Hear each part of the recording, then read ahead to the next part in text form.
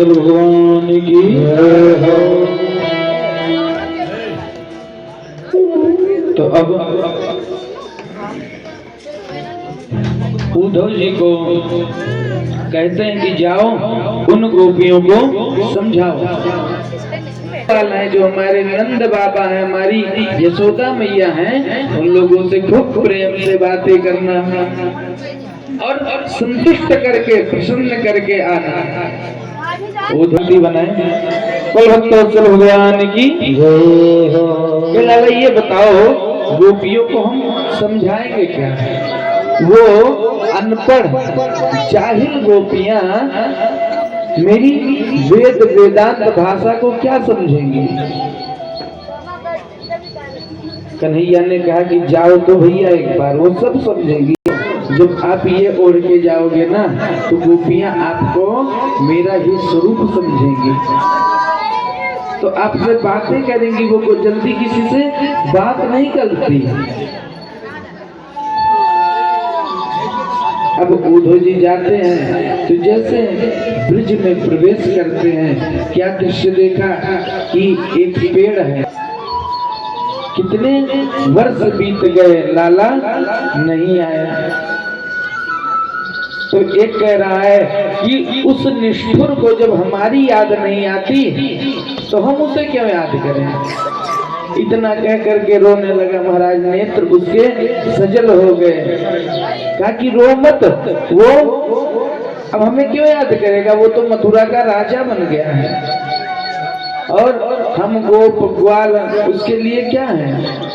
उसके हैसियत के नहीं है, वो हमें नहीं याद करेगा। अरे कैसा मित्र है वो? हमारा मित्र नहीं है भैया, वो तो राजा हो गया है।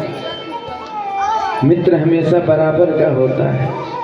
कहाँ वो राजा, कहाँ हम दास। वो हमें नहीं याद करे, कभी नहीं याद करेगा, कभी मत जाना। वो कह रहा है हम तो चुप हो जाएंगे, लेकिन पहले तुम तो चुप हो जाओ। दोनों रो रहे हैं खूब मित्र आपस में। उद्धव जी देख करके स्तब्ध रह गए। उद्धव जी जा करके पूछते हैं कि भैया नंद बाबा का, यशोदा मैया का द्वार कहाँ है, उनका घर कहाँ है? कृपा करके बता दीजिए। वो दोनों ग्वाल बाल बोले कि भैया ये जो नाली दिख रही है ना, इस नाली को तुम किसी से मत पूछो। इस नाली के एकदम सिधाई पर चले जाओ और जहाँ से ये नाली प्रारंभ हुई है वही नंद का द्वारा है। भैया ये नाली नहीं है, ये नंद बाबा के, यशोदा मैया का और समस्त ग्वाल बालों के आंखों का आंसू है, जो उस निष्ठुर कन्हैया के लिए व्यर्थ में सब रो रो करके अपने प्राण देने के लिए तैयार है। उस छलिया को हमारी याद नहीं आती है और हम हैं कि फालतू में उसके लिए मरे जा रहे हैं। उद्धव जी महाराज पहुंचते हैं नंद बाबा के द्वार में। नंद बाबा ने जैसे देखा उद्धव जी को, तुरंत अंक में भर लिया कि कोई मेरा बेटा न सही, मेरे बेटे का मित्र आया है। पुत्र का मित्र पुत्र तुल्य होता है। नंद बाबा ने खूब प्रेम से अंक में भर लिया उद्धव जी को, बैठा करके कुशलक्षेम पूछा। नंद बाबा से उद्धव जी बात ही कर रहे थे कि उन्हें अंदर से मैया आते हुए दिखी। दोनों आंखों से आंसू झरझर झरझर बह रहे हैं। उद्धव जी और नंद बाबा आपस में बात कर रहे थे कि आकर के मैया कहती है नंद बाबा से कि बाबा चुप हो जाओ, बाबा चुप हो जाओ। बोले क्यों? लल्ला हमारा भी सो रहा है। ये हाल मैया का है कि हमारा लल्ला भी अंदर सो रहा है, तुम लोग शोर करोगे तो जग जाएगा। और इतना कह करके मैया फूट फूट कर रोने लगी। उद्धव जी महाराज जैसे भगवान का परिचय देना ही चाहते थे कि मैया ने तुरंत पूछ लिया, क्यों भैया, कन्हैया ने तुमको भेजा है ना? क्या उसे मेरी याद नहीं आती? अरे अगर उसे, वो राजा बन गया है और मुझे मैया कहने में उसे अगर शर्म आती हो तो मुझे नौकरानी ही बना ले। मैं कम से कम अपने लाला को देखूंगी तो, मैं कम से कम अपने लाला को उसकी नौकरानी बनकर ही देखूंगी तो मेरे दिल को बहुत सुकून मिलेगा। अरे बताओ, मैं उसे डांटती थी, अरे मैं इतना निष्ठुर हो गई थी कि अपने छोटे से लाला को उखल में बांध दिया। मेरा कन्हैया जब पैया पैया चलता था तो मेरी निष्ठुरता देखो उधो, मैं डंडा लेकर के उसके पीछे दौड़ती थी। मुझे मेरे कन्हैया की बहुत याद आ रही है। वहीं पर खड़े थे बगल में गोप ग्वाल, ग्वाल भी रोने लगे कि क्यों याद करेगा वो हमें, हमने भी उसके ऊपर बहुत अत्याचार किया। अरे कन्हैया को कभी घोड़ा बना लेते, कभी हाथी बना लेते। अरे वो तो मथुरा का राजा है, हम भूल गए थे महाराज। नंद बाबा भी कुशलक्षेम पूछते हैं अपने लाल का कि मेरा लाला ठीक तो है। भगवान के प्रिय भक्त उद्धव जी महाराज कहते हैं कि देखो बाबा, वो आपका लाला नहीं है। इतना ही कहा कि वो नंद बाबा बोले, हमें भी पता है कि वो हमारा लाला नहीं है, हमें पता है कि वो वसुदेव का लाला है। उद्धव जी कहे ना बाबा, न वो आपका लाला है ना वसुदेव का लाला है, फिर कौन है? वो तो ब्रह्म है, लीला करने के लिए आया था। मैया ने कहा अगर लीला करने के लिए आया था तो क्या उसे हम ही मिले थे? पहले तो उसने ऐसा चित्त में चिपका और अब चिपक गया, उससे प्रेम हो गई तो अब छोड़ करके चला गया। वेद वेदांत का तमाम ज्ञान बताते हैं उद्धव जी, लेकिन मैया और बाबा को समझ में नहीं आता। कहे हम कुछ नहीं जानते ब्रह्म, हम तो इतना जानते हैं ना उद्धव कि वो मेरा लाला है। हे उद्धव, एक बार हमें ले चल, हमारे लाला का दर्शन करा दे। देख कितने दिनों से मैंने ताजा ताजा मक्खन बना के रखा है कि अपने लाला को अपने गोद में ले करके खूब प्यार से, खूब दुलार करते हुए अपने लाला को ताजा ताजा मक्खन खिलाऊंगी। उद्धव जी रात्रि में रुकते हैं, सुबह स्नान संध्या इत्यादि करके नंद बाबा से विदाई लेते हैं। तब तक यह बात गोपियों को पता चलता है कि देखो एक रथ खड़ा है।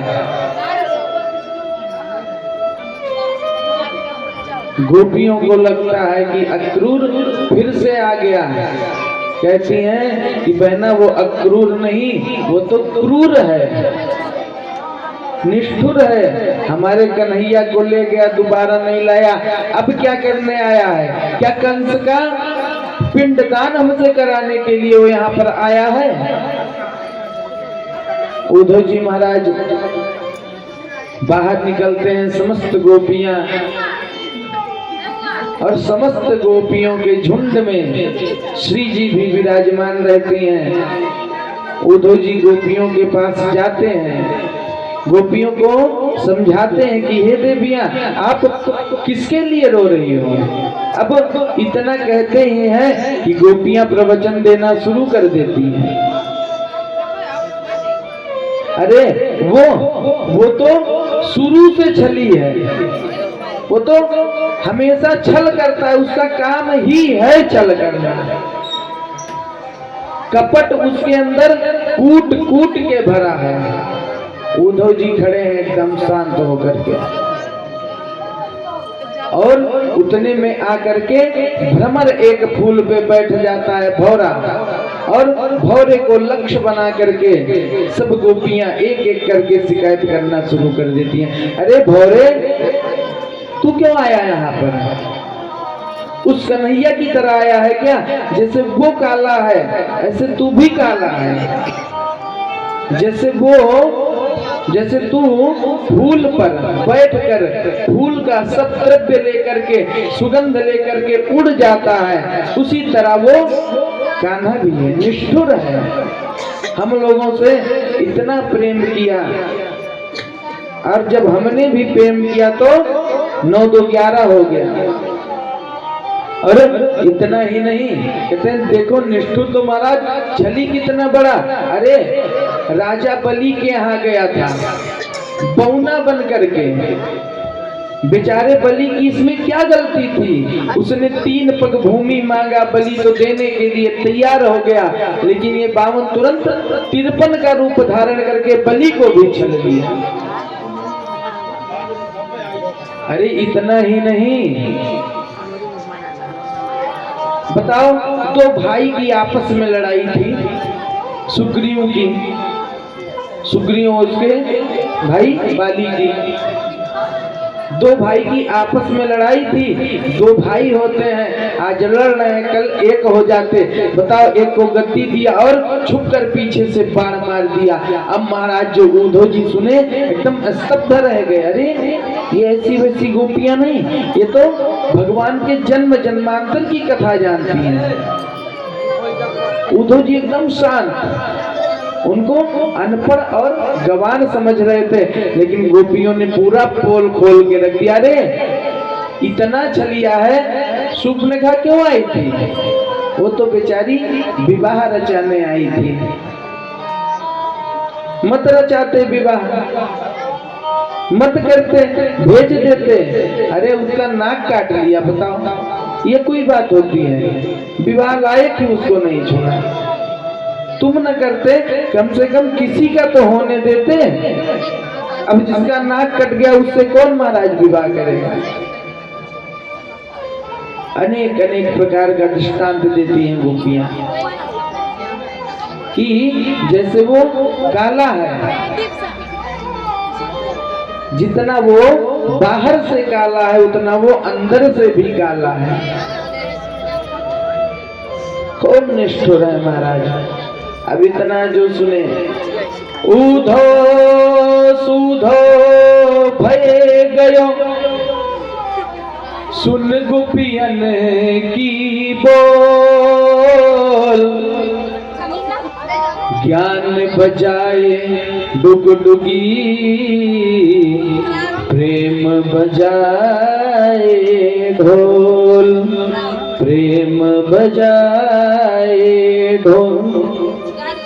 उद्धव तुरंत चित्त हो गए महाराज कि अरे ये ऐसी वैसी गोपियां नहीं है, ये तो ठाकुर जी के जन्म जन्मांतर के विषय में जानने वाली है। लौट जाते हैं उन गोपियों के चरण में,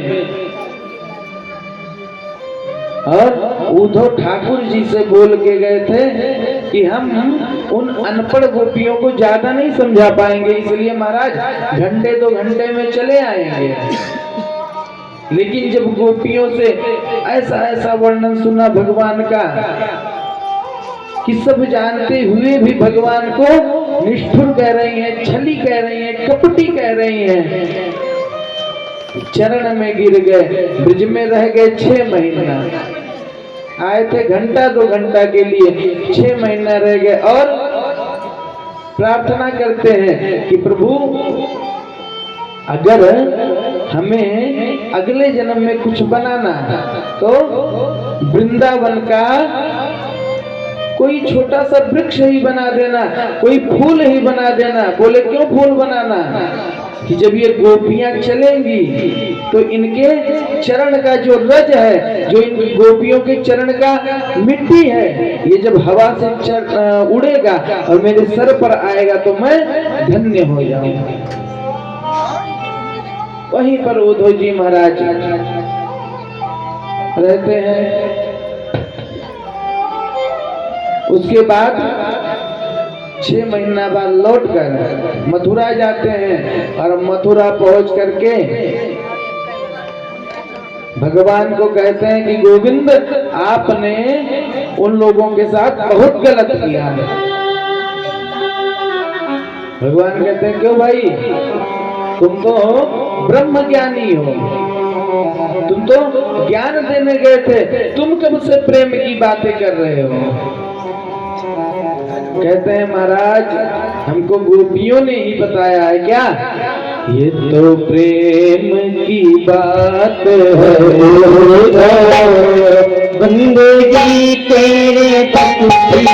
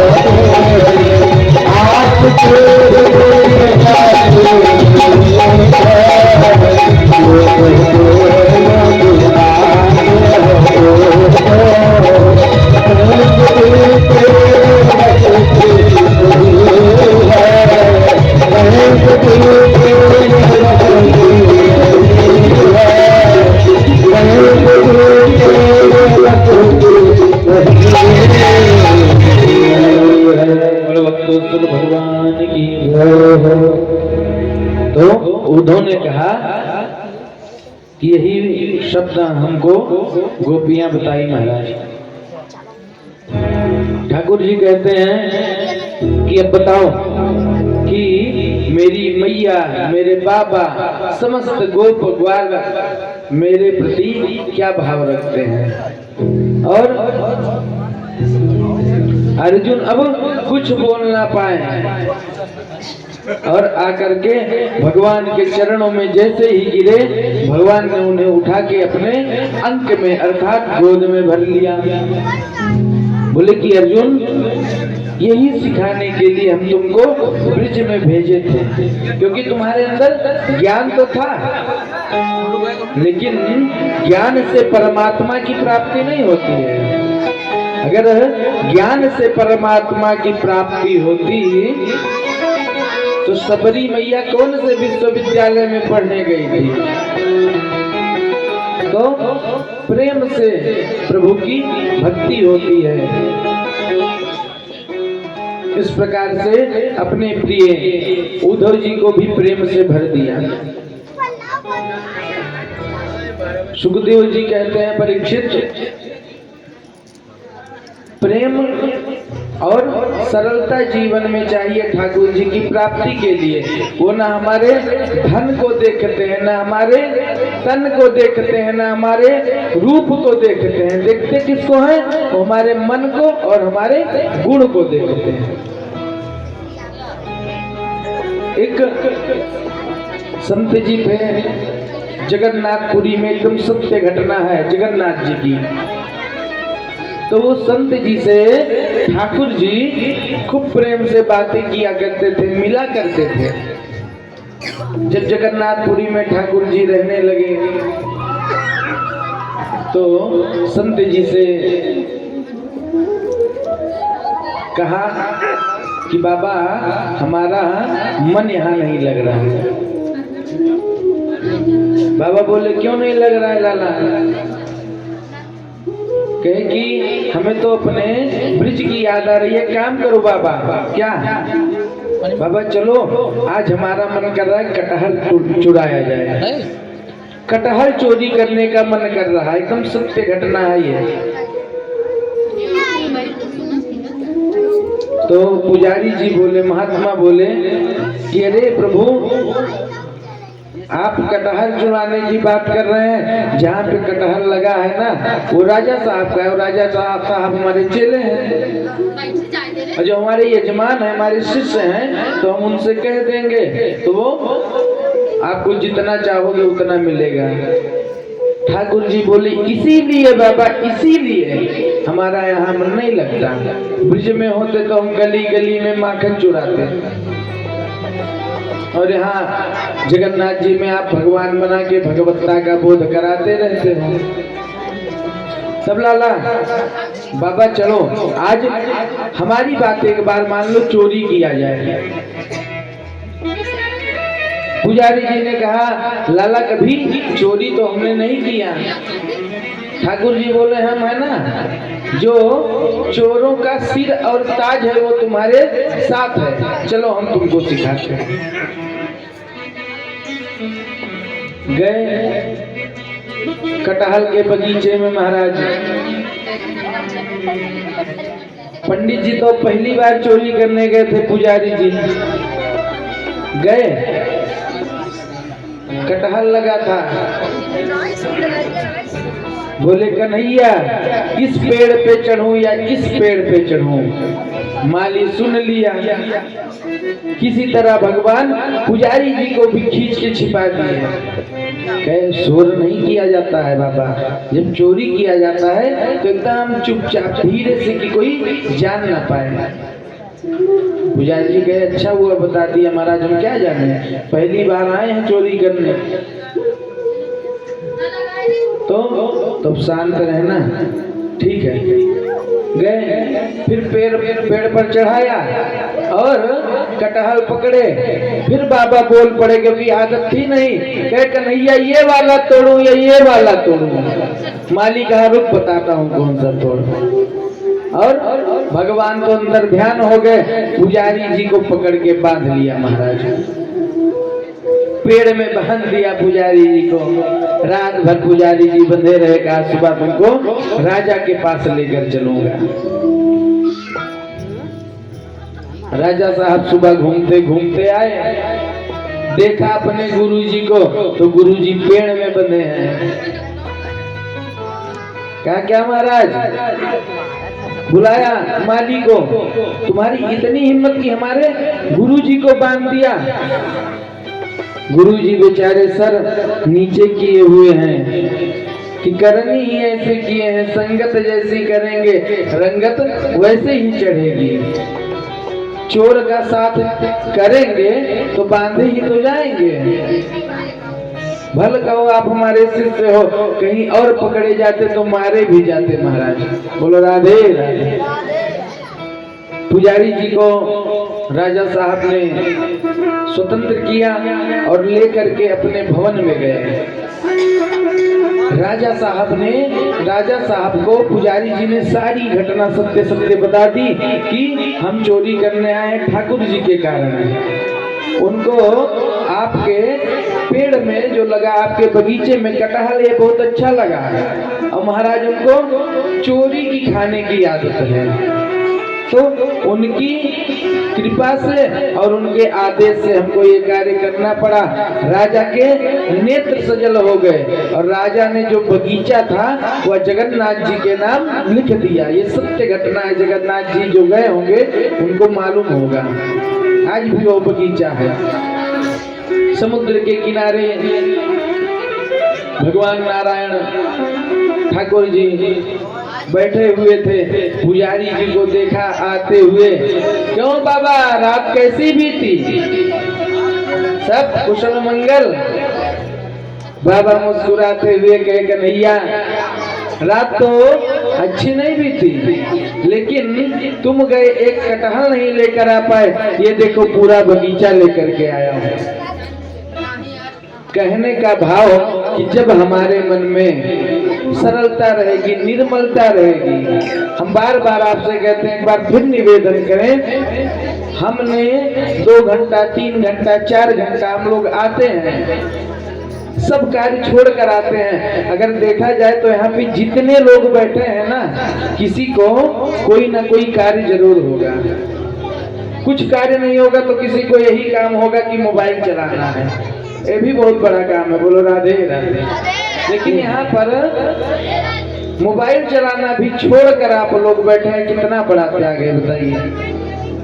कुछ लोग भाई खाली रहते क्या करते, मोबाइल चलाते हैं, लेकिन वो भी छोड़कर बैठे हैं, कितना बड़ा त्याग है। लेकिन उसके बाद भी हमारे जीवन में 7 दिन की कथा सुनने के बाद जीवन में थोड़ा सा बदलाव ना आए तो फिर व्यर्थ है, सब व्यर्थ है। अगर भागवत जी सुने और पूर्ण तो नहीं हो सकता, लेकिन थोड़ा सा कोई एक बुरी आदत छूट जाए, कोई एक अच्छी आदत लग जाए, ठाकुर जी के चरणों में प्रीति लग जाए, प्रभु से प्रेम हो जाए, तो कथा सुनना हमारा सार्थक है, अन्यथा व्यर्थ है।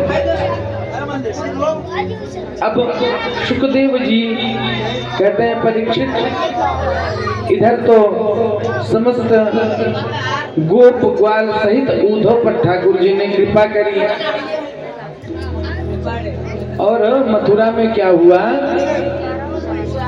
मथुरा में जो कंस की पत्नी थी अस्ति और प्राप्ति, ये दोनों अपने पिता जरासंध के पास जाती है। जरासंध भगवान से युद्ध करने के लिए आता है, हार जाता है, दोबारा काल यमन को लेकर के आता है, भगवान मुचकुंद के द्वारा उसका भी उद्धार कराते हैं। मुचकुंद कौन थे, परीक्षित जी कहते हैं, और किस प्रकार से उसका उद्धार कराए? कहते हैं, महाराज जो मुचकुंद थे वो देवताओं के लिए एक बार युद्ध करने गए। जब युद्ध देवता जीत गए तो देवता बोले मुचकुंद से, भाई तुमने हमारा इतना मदद किया है, अब बताओ इसके बदले में तुम्हें क्या चाहिए? साहब निद्रा चाहिए, हमको खूब सोना है, और ऐसा सोना है ना कि हमको कोई परेशान ना करे। देवताओं ने वरदान दे दिया कि जाओ तुम सो जाओ, और अगर तुमको कोई परेशान करता है या विघ्न डालता है तो वो तत्काल जल करके भस्म हो जाएगा। काल यमन आता है, भगवान भागते हैं, वो भगवान के पीछे पीछे जाता है, और भगवान उसी गुफा में प्रविष्ट हो जाते हैं जहां पर राजा मुचकुंद सो रहे थे। और भगवान गए तो अपना पीतांबर राजा मुचकुंद के ऊपर डाल दिया, और भगवान छिप गए। पीछे से आया कालेवन और उसको लगा कि ठाकुर जी सो रहे हैं, सो खींच के एक पैर का प्रहार किया, और जैसे मुचकुंद उठे और मुचकुंद की दृष्टि कालियवन पर पड़ी तुरंत जल करके भस्मीभूत हो गया। बोल भक्तवत्सल भगवान की। फिर बार बार जितने बार जरासंध युद्ध करने के लिए आया भगवान उसको हराए। 17 बार जरासंध को हार का मुंह देखना पड़ा।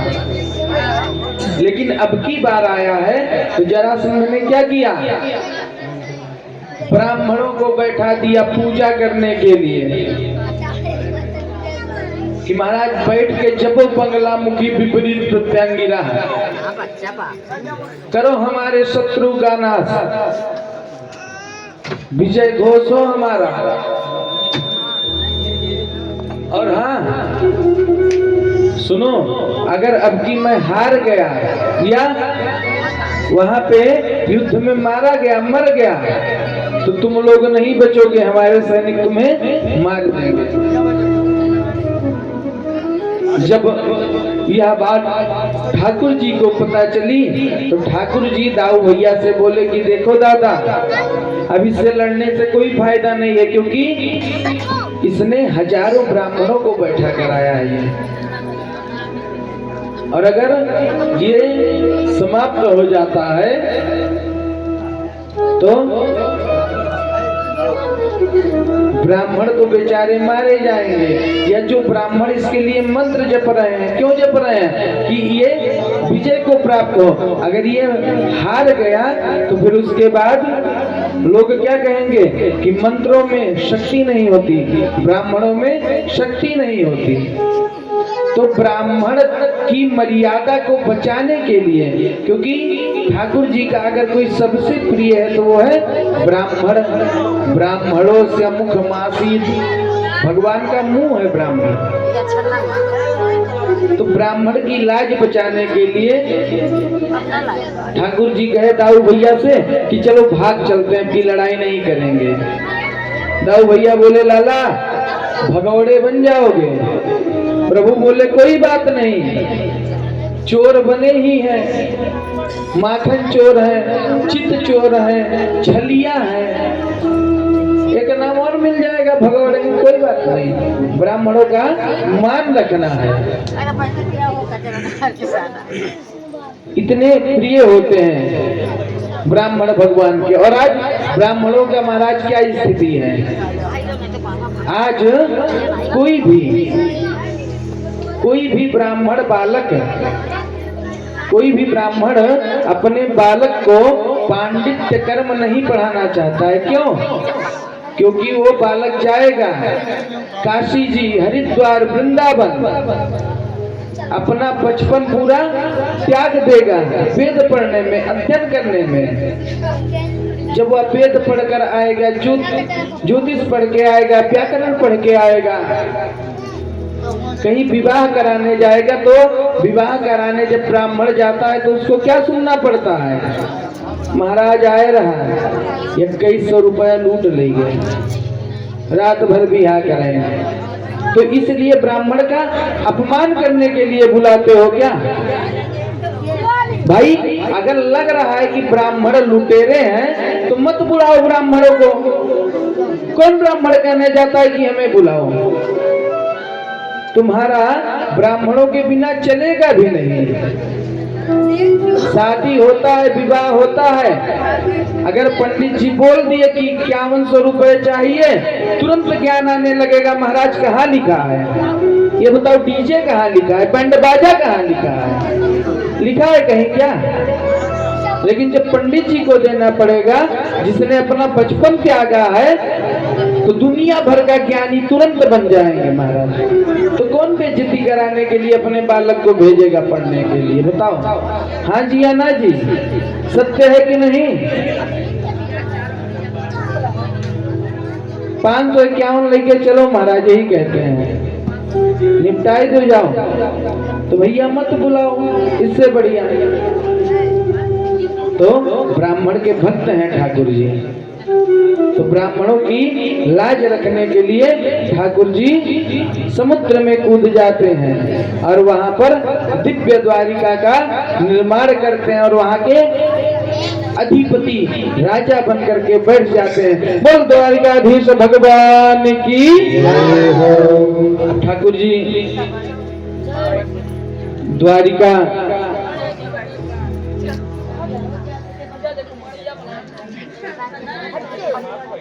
ठाकुर जी अब द्वारिका में रहने लगे तो वहां पे द्वारिका में क्या हुआ?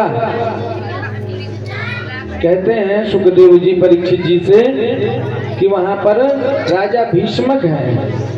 भगवान भीष्मक सुताम रुक्मणीं रुचिराननाम राक्षसेन विधानेन उपायम मिति श्रुतम्।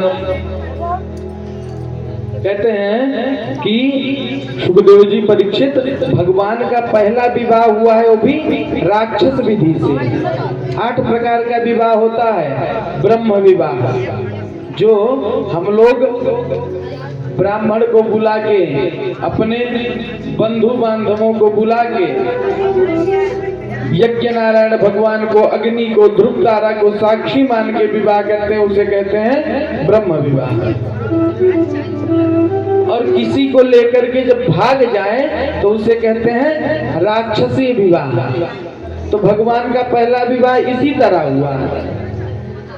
अब परीक्षित जी महाराज रोमांचित हो गए कि बताओ ठाकुर जी ने राक्षसी विवाह कैसे किया।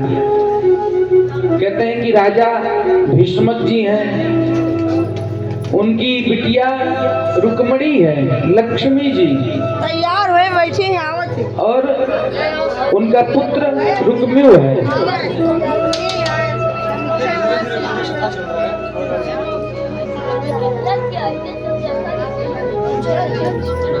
रुक्म्यू है भीष्मक जी का पुत्र। वह अपने पिताजी से कहता है कि पिताजी हम अपनी बहन रुक्मणी का विवाह देख करके आए हैं। किसके साथ देखे? शिशुपाल के साथ। जैसे यह बात रुक्मणी जी को पता चलती है तो विवाह हो जा जो है उनको दुख होता है कि बताओ हमारा विवाह इस दुष्ट से होगा। लक्ष्मी तो सदा किसकी है? लक्ष्मी जी किसकी है? नारायण की है। आदि में थी, मध्य में है और अंत में रहेगी। तो रुक्मणी जी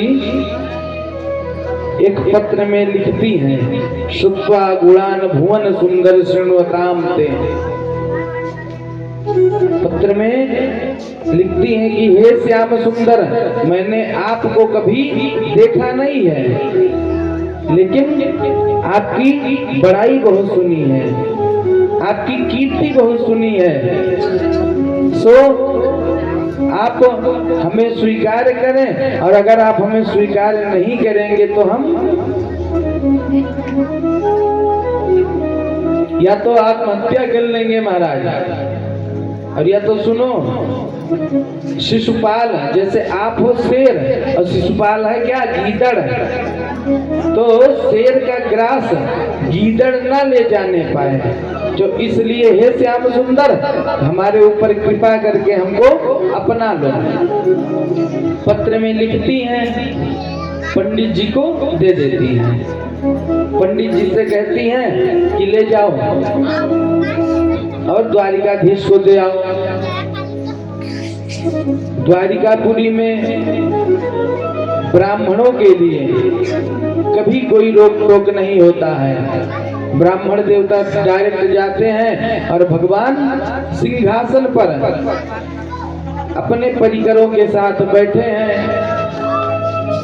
उद्धव जी हैं, आदि भगवान के साथ बैठे हैं।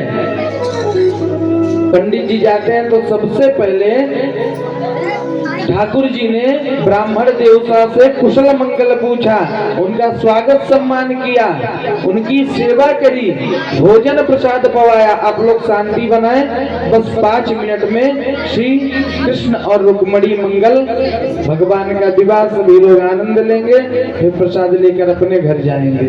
बोल भक्तवत्सल भगवान की जय हो। तो अब पंडित जी जब पहुंचे तो पंडित जी का दिव्य स्वागत किया भगवान ने।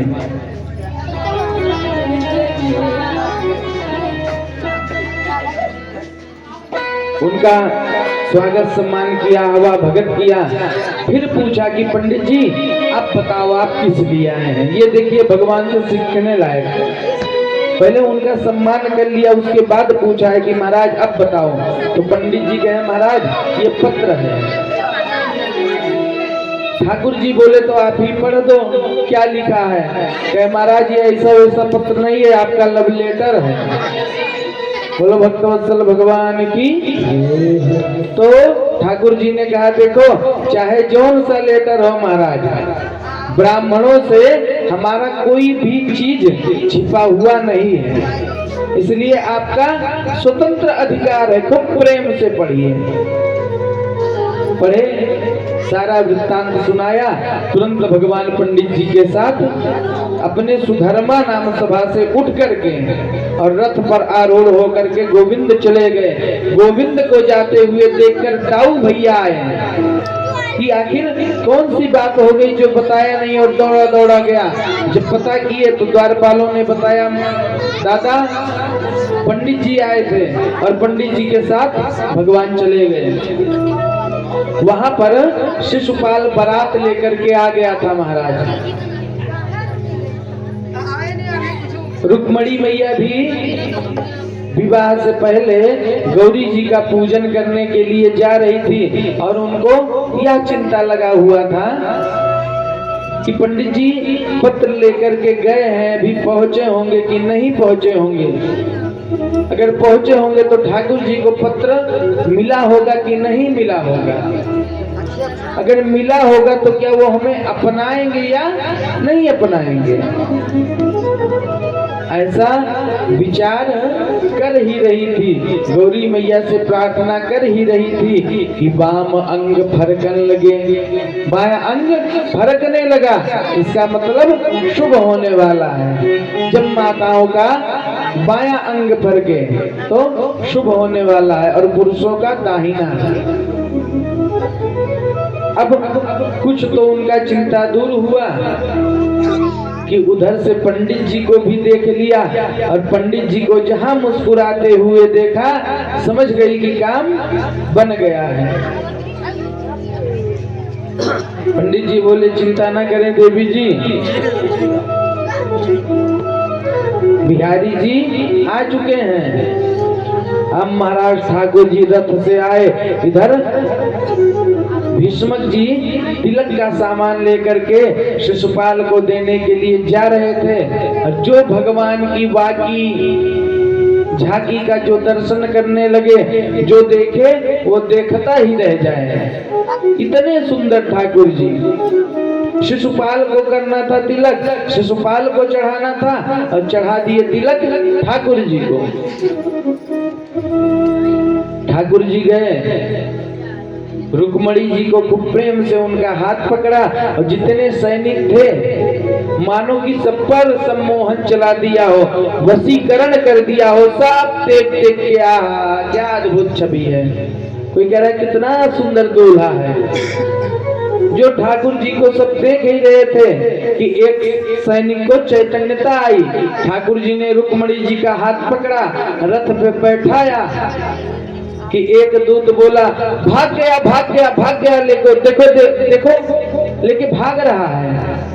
सब चैतन्य हो गए, सब जैसे मारने के लिए, युद्ध करने के लिए तैयार हुए कि पीछे से आवाज आई, बोल द्वारिकाधीश भगवान की, बोल बालकृष्ण लाल की।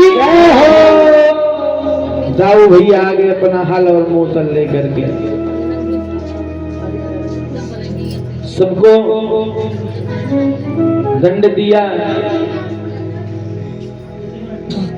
रुक्मियों को पकड़ के ठाकुर जी जैसे तलवार उसके सर पे रखे ही थे कि दाऊ दादा आकर के कहते हैं क्यों कन्हैया, एक तो शादी कर लिया बिना बताए, और ऊपर से नावगिरी का भी काम शुरू कर दिया।